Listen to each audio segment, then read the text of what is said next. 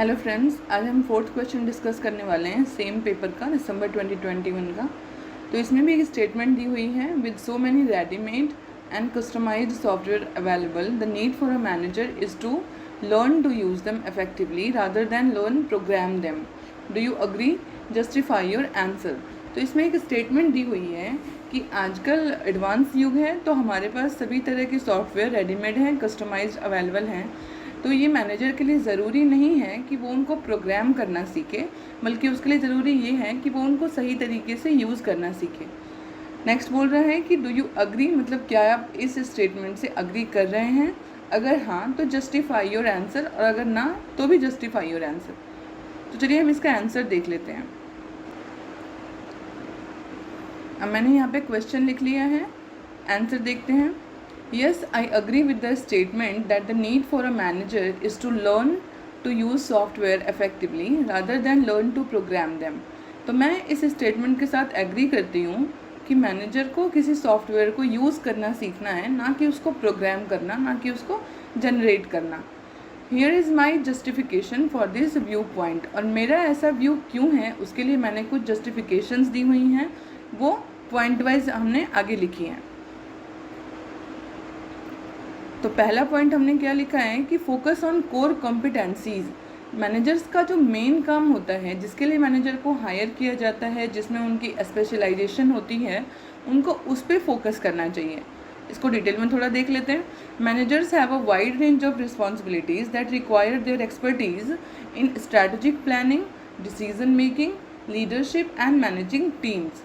तो मैनेजर्स की एक्सपर्टीज़ कहाँ पे होती है? उन्होंने स्पेशलाइजेशन की होती है कि कैसे स्ट्रेटजिक प्लानिंग करें, कोई डिसीज़न बनाएं, लीडरशिप कैसे करें, टीम को कैसे मैनेज करें। तो उनकी एक्सपर्टीज़ यहाँ पे होती है। Learning to program software would divert their attention and time away from their core competencies which could potentially hinder their ability to fulfil their managerial duties effectively. तो अब अगर वो अपना अटेंशन और टाइम अपनी कोर कॉम्पिटेंसीज़ को, अपने कोर वर्क को देने की बजाय किसी सॉफ्टवेयर को प्रोग्राम करने में लगाएं, तो उससे क्या होगा कि उनका जो मैनेजरियल ड्यूटी है वो नेगेटिवली इम्पैक्ट होगा, उसको वो ठीक से नहीं कर पाएंगे। तो उनके लिए अच्छा बेसिकली ये है कि वो अपने एरिया ऑफ वर्क पे फोकस करें, रादर देन कि किसी सॉफ्टवेयर को प्रोग्राम करने के लिए अपना टाइम और अपना रिसोर्सेज को इन्वेस्ट करें। इसके पीछे हमारा सेकेंड लॉजिक क्या हो सकता है कि specialised skill set. Programming software requires a specific skill set and expertise in coding languages, algorithms and software development. तो किसी सॉफ्टवेयर को प्रोग्राम करने के लिए हमें स्पेसिफिक स्किल सेट की ज़रूरत होती है, जैसे कि लैंग्वेज को कोड करने के लिए, एल्गोरिदम समझने के लिए, सॉफ्टवेयर डेवलप करने के लिए। इन सब के लिए स्पेसिफिक स्किल सेट चाहिए होती है, जो मे बी मैनेजर्स के अंदर ना हो। Managers may not have the luxury of investing significant time and effort into acquiring programming skills, especially when their focus should be on managerial responsibilities. Again same thing कि आपको अगर इन सब चीज़ों को सीखना पड़ेगा किसी सॉफ्टवेयर को प्रोग्राम करने के लिए, तो आपके पास इतना टाइम नहीं है एज अ मैनेजर कि आप अपना टाइम इन चीज़ों को सीखने में लगाएं, और आपको जो काम मिला हुआ है, आपको जो रिस्पॉन्सिबिलिटीज़ मिली हुई हैं, उस पर फोकस ना करें। हमारा व्यू इस थर्ड लॉजिक से भी एस्टैब्लिश हो जाएगा। थर्ड लॉजिक में हम क्या लिख सकते हैं? Availability of readymade and customised software. चूँकि आज हमारे पास सभी तरह के सॉफ्टवेयर रेडीमेड अवेलेबल हैं। कस्टमाइज्ड मीन्स कि हम उनको अपने हिसाब से भी हम उनको कस्टमाइज कर सकते हैं। So the market offers a vast range of readymade and customised software solutions to cater to various business needs. तो अलग अलग बिजनेस नीड्स को केटर करने के लिए, उनको हेल्प करने के लिए मार्केट में ऑलरेडी सॉफ्टवेयर्स अवेलेबल हैं। These softwares are design to be user friendly and require minimal technical knowledge to operate effectively. तो ये जो सॉफ्टवेयर हैं बहुत यूज़र फ्रेंडली हैं, और उनको बहुत ही कम मिनिमल टेक्निकल नॉलेज के साथ ऑपरेट किया जा सकता है। It enables managers to leverage the power of technology without indulging into the intricacies of programming. तो इससे क्या फ़ायदा होता है मैनेजर को कि वो पावर ऑफ टेक्नोलॉजी का पूरा फ़ायदा ले सकते हैं, उसको उसके अंदर बिना प्रोग्रामिंग को जाने हुए, बिना प्रोग्रामिंग की डिफ़िकल्ट एक्टिविटीज़ में इंडल्ज हुए वो उसका यूज़ कर सकते हैं, उसका हेल्प ले सकते हैं अपने काम को इफ़ेक्टिवली करने के लिए। फोर्थ पॉइंट जो हम अपने तर्क के हिसाब से अपने लॉजिक के फेवर में इस्टेब्लिश कर सकते हैं वो है time and cost efficiency. Learning to program software can be a time consuming and resource intensive endeavour. तो जो प्रोग्रामिंग करना है किसी भी सॉफ्टवेयर का वो टाइम लेता है, टाइम कंज्यूमिंग प्रोसेस है, और रिसोर्सेज भी, ऑफ कोर्स फंड्स भी उसके लिए हमारे को लगेंगे।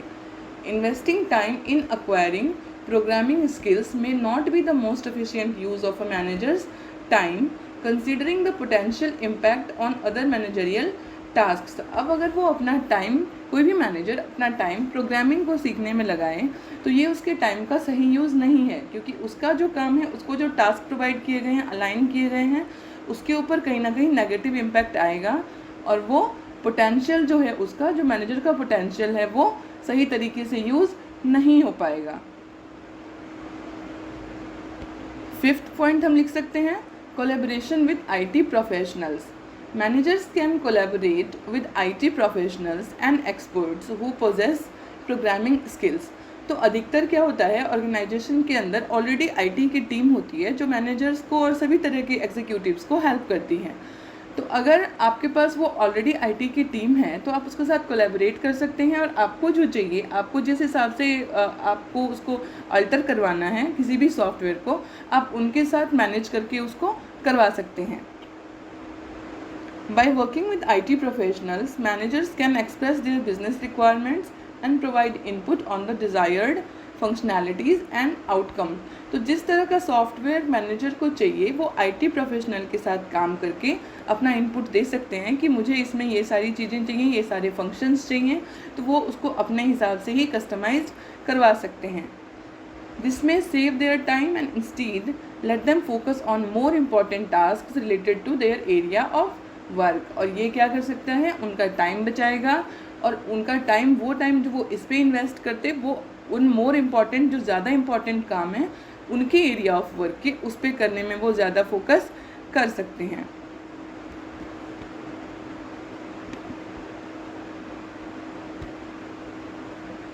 इस स्टेटमेंट के साथ हम इसको कंक्लूड कर सकते हैं अपने आंसर को। In conclusion, the primary role of managers is to effectively manage and lead their teams and organisations. तो कंक्लूजन में हम लिख सकते हैं कि मैनेजर्स का जो काम होता है वो उनको टीम को लीड करना, ऑर्गेनाइजेशन को सही तरीके से मैनेज करना, उनको जो टास्क प्रोवाइड की गई है, रिस्पॉन्सिबिलिटीज़ दी गई हैं, उसको इफेक्टिवली फुलफिल करना होता है। While a basic understanding of software and technology is beneficial, rather than diverting their focus towards learning difficult programming and sacrificing their core managerial competencies। तो क्या है कि वो अगर सॉफ्टवेयर को, टेक्नोलॉजी को यूज़ करना भी समझ लें, बेसिक अंडरस्टैंडिंग भी समझ लें कि उसको किस तरीके से हम यूज़ कर सकें अपने फेवर में काम करने के लिए, तो वो ज़्यादा अच्छा है रादर देन कि हम उसको प्रोग्रामिंग करना सीखें, which is very difficult task actually, और उसमें हम अपने मैनेजरियल कॉम्पिटेंसीज़ को, जो हमारा एरिया ऑफ वर्क है, जो हमारा काम है, उसको हम सेक्रीफाइस करें। तो इस क्वेश्चन में हमने देखा कि हमारे को एक स्टेटमेंट दी हुई है, उस स्टेटमेंट के फेवर में या अगर आप उसके फेवर में नहीं हैं तो वो आपको बताना है और आपको अपने आंसर को जस्टिफाई करना है। तो अभी तक के 4 क्वेश्चंस जो हमने देखे हैं उसमें 3 जो क्वेश्चंस थे वो स्टेटमेंट वाले थे। तो हमें ये ध्यान रखना होगा कि हम स्टेटमेंट वाले क्वेश्चंस को कैसे स्टार्ट करें और कैसे उसको फिर फाइनली कंक्लूड करें। पॉइंटर्स में होने से हमारे पास ऑप्शंस होते हैं कि एग्जामिनर को चीज़ें अच्छे से समझ आती हैं और हमें मार्क्स मिलने के चांसेस ज़्यादा होते हैं। So try to write in pointers. Thank you so much and we'll meet in next video, that is very soon.